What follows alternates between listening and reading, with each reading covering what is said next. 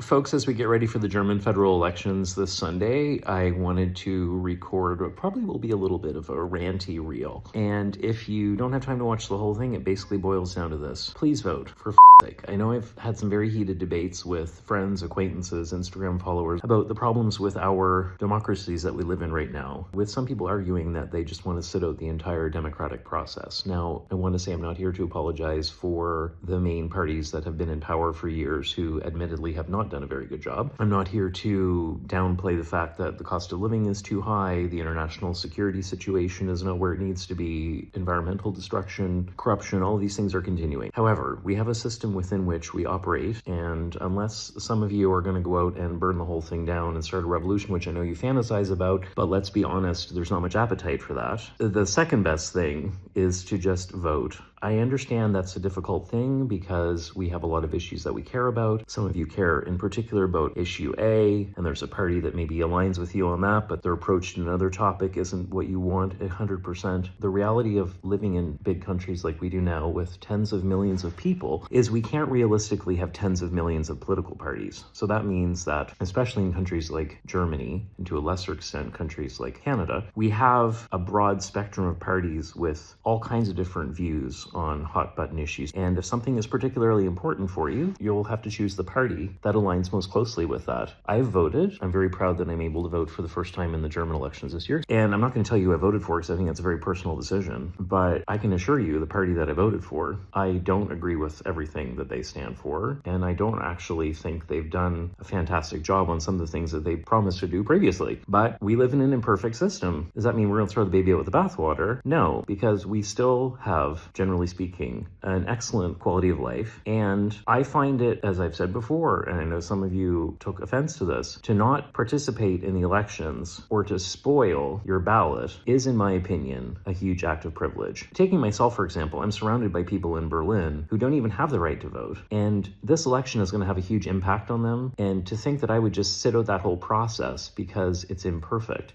So you can do what you want. If you want to spoil your ballot, go for it. But I can assure you, apart from whatever you've posted on your Instagram, which might live for eternity, a party will win that election. And whether you wrote some word on your ballot or you made a happy face on it or whatever as a way of sending a middle finger to the political system, nobody's going to care years down the road because this is your opportunity to influence which direction we're heading in. There's so much about our societies that is very screwed up. But these are the moments when we have an opportunity to lift up the things that we feel most strongly about. Please don't deny yourself that opportunity. This is a really pivotal moment in our history. Get out there and vote, please, for f***'s sake.